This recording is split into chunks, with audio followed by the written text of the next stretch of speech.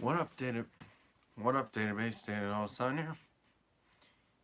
Today, I'm doing something a little bit different. New segment I like to call live reading. And for our first introductory, we're going to be looking at reading Who Censored Roger Rabbit. Yeah, you're probably familiar with the film Who Framed Roger Rabbit by Disney. Well, this is what the movie's based off of. All right, so it's made by Gary Wolf, written by Gary Wolf. And despite his look, this has no pictures in it whatsoever. But anyhow, rambling on, let's begin.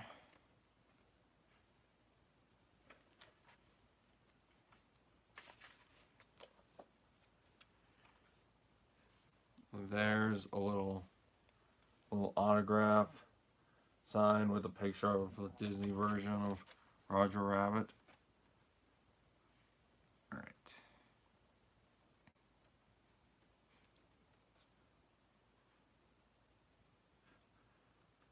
All right. Chapter 1. I found the bungalow and rang the bell. My client answered the door. He was almost my height, close to 6 feet, but only if you counted his 18-inch ears.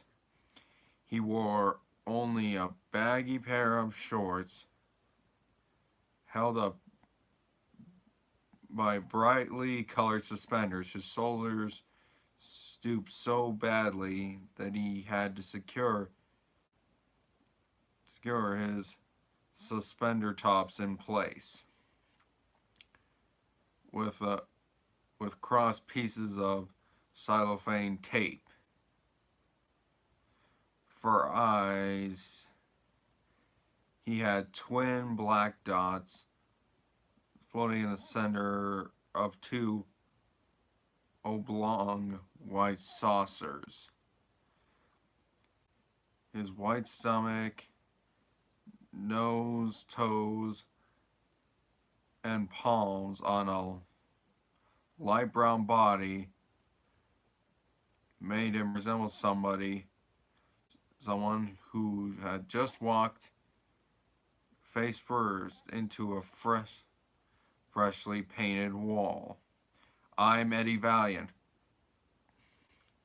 Private Eye. You the one who called? You the one who called? Yes, I am, he said, extending a white fuzzy paw. I'm Roger Rabbit. His words came out encased in a balloon that floated over his head. The rabbit ushered me to his living room. The angular furniture reminded me of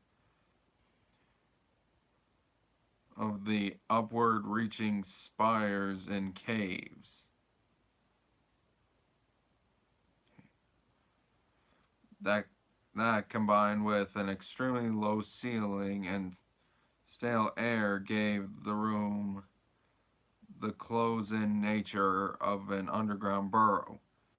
Perfect interior design for a rabbit.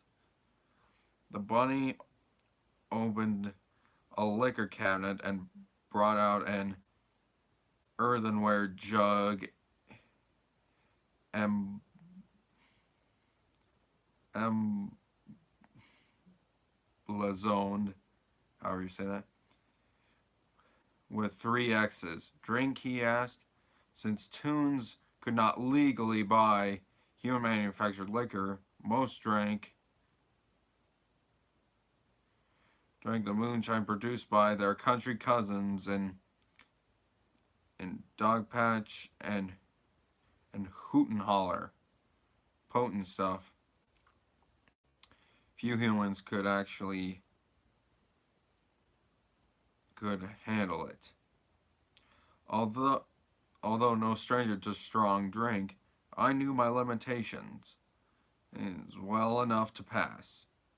Mind if I do? The rabbit asked. Fine with me, I said.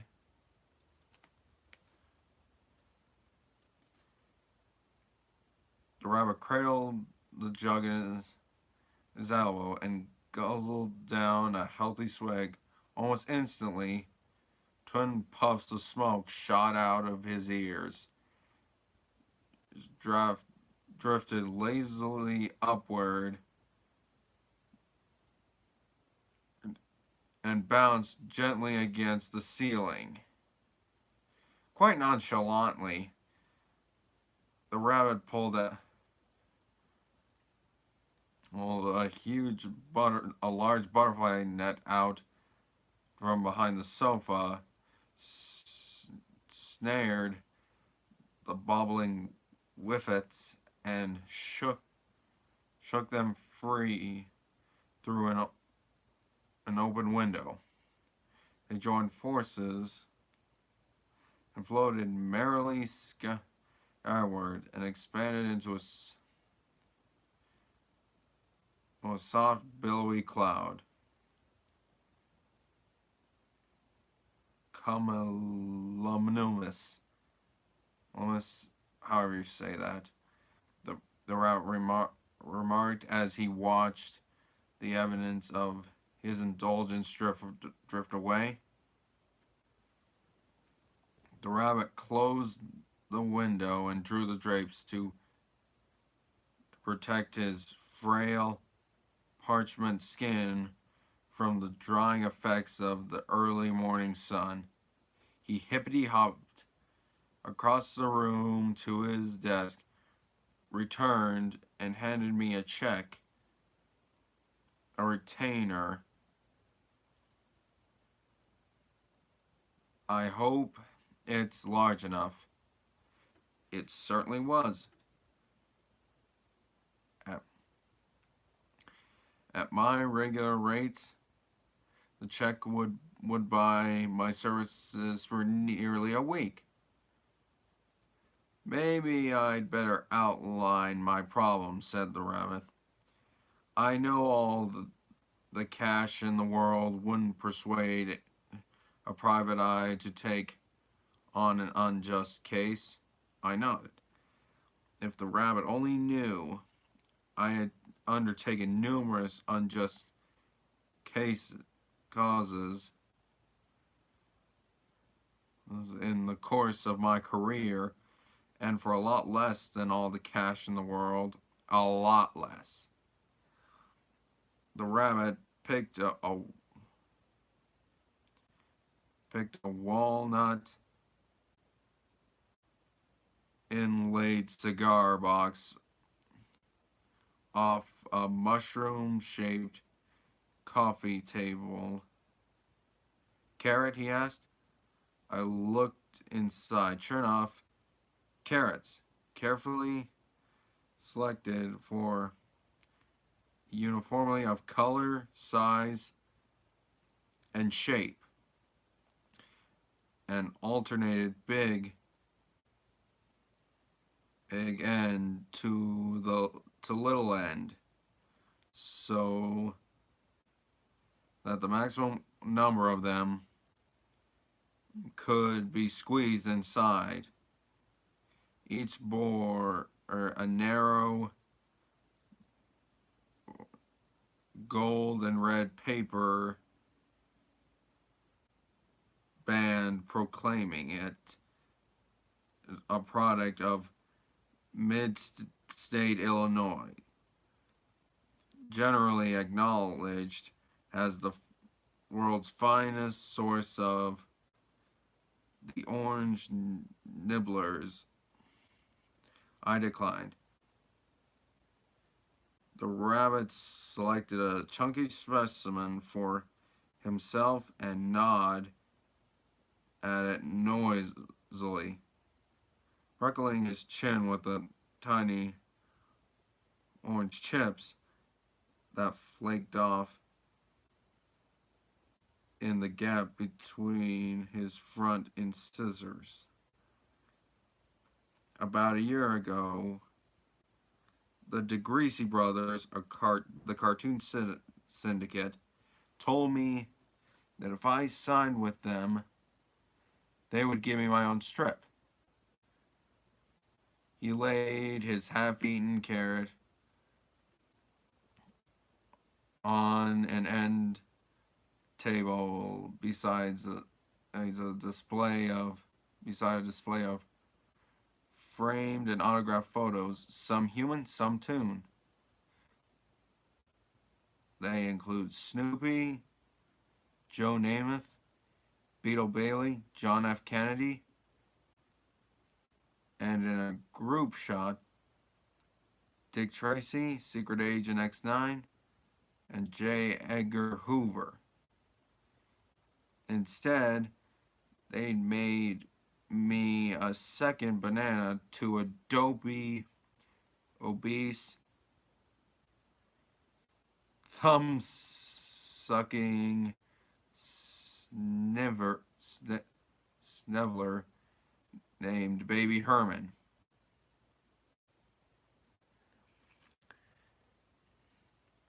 So, so find yourself another syndicate. I can't. The rabbit's face collapsed.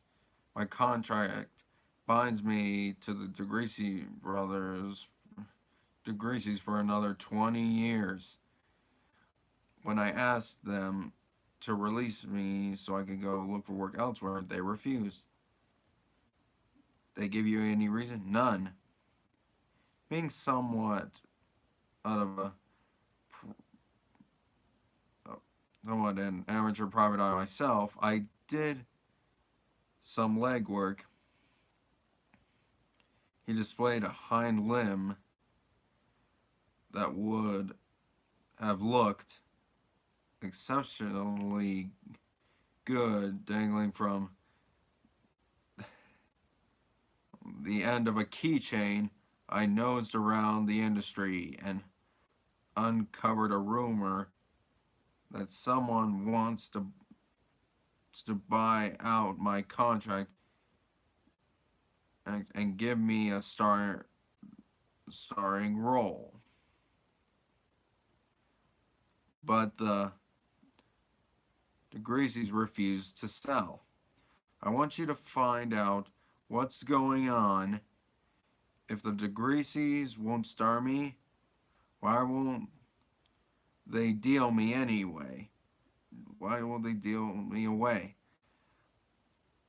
Sounded horribly boring, but one more look at his check convinced me to at least go through the motions. I hauled out my notebook and pen. Normally I would have asked some questions about his background and personal life, but since I only intended to give this case a lick and a promise anyway, why bother? I asked for the DeGreasy's address, and he rattled it off. I'll stay in touch, I promised on my way out. See you in the funny papers, joked the rabbit. I didn't smile.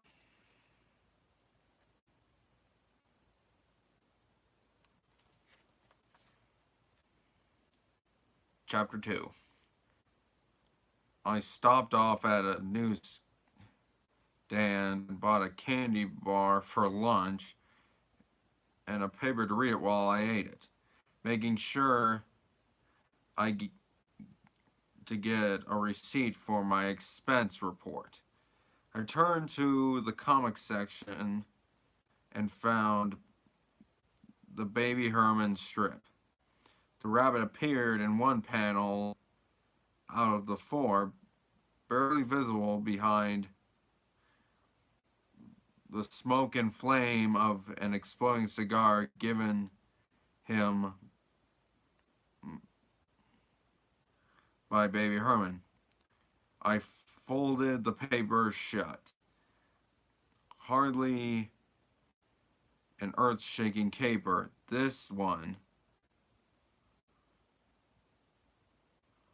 a fast buck and not much more.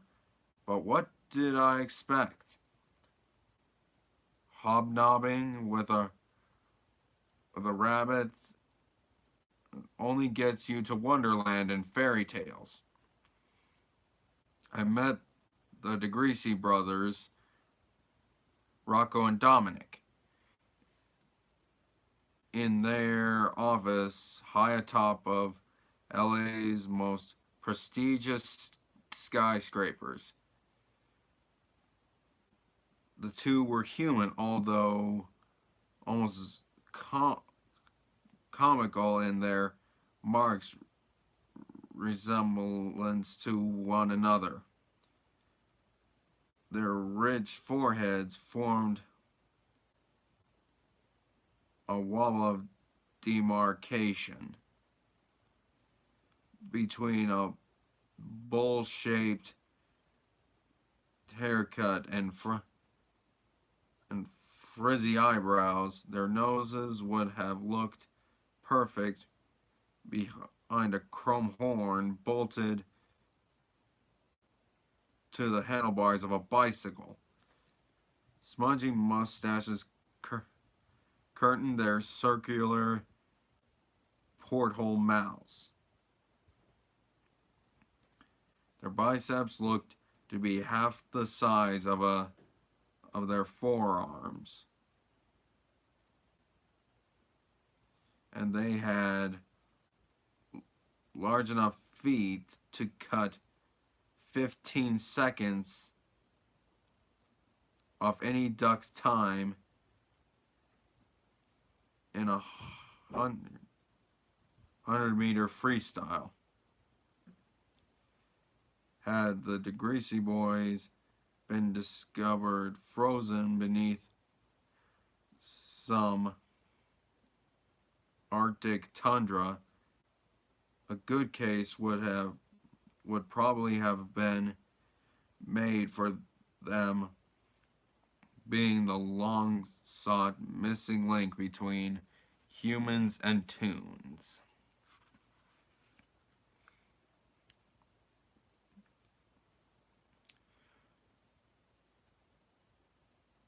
But as funny as they looked, when I checked them out, they had come up professional and efficient. The most astute guys in the comic business. I gave my card to Rocco, the eldest. He passed it across his handsome antique desk to his brother Dominic.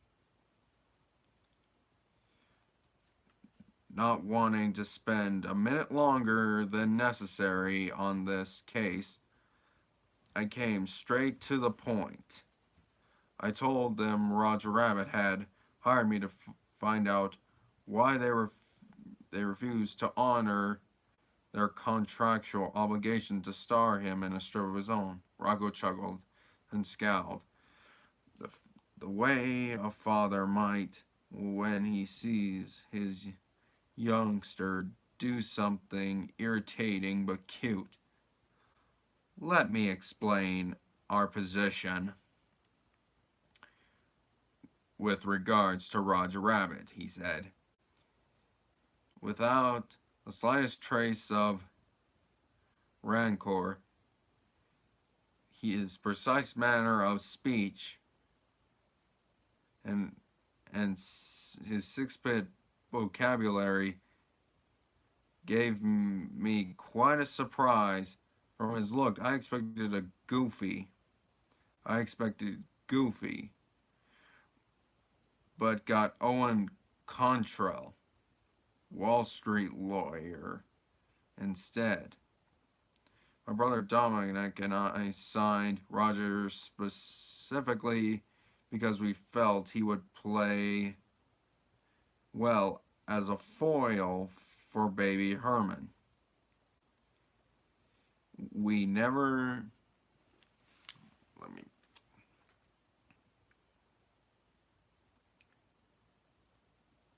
Hold on a sec.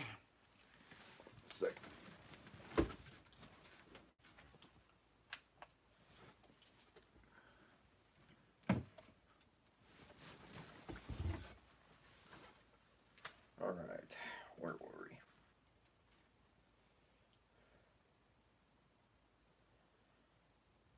we? We never made any mention of a solo strip then or since.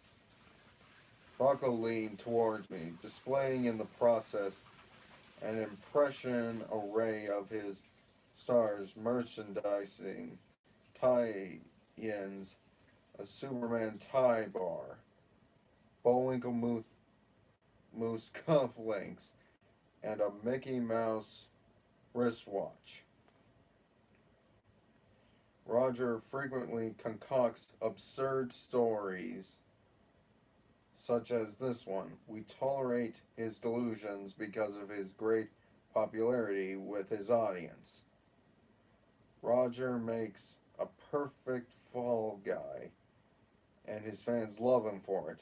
However, he does not have the charisma to carry a strip of his own.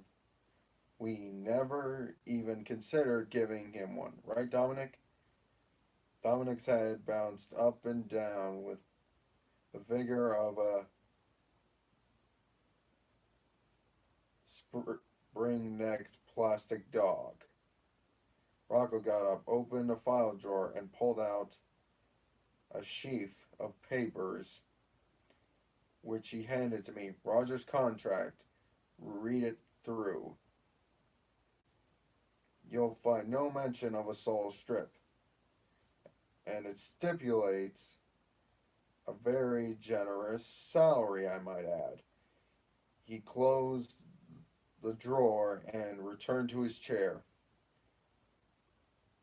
We have treated Rodger fairly and ethically.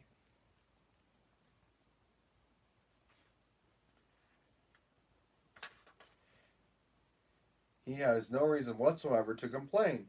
I flipped through the contract. It seemed to be in order. What about the rumor going around that somebody wants to buy out Rodger's contract and make him a star?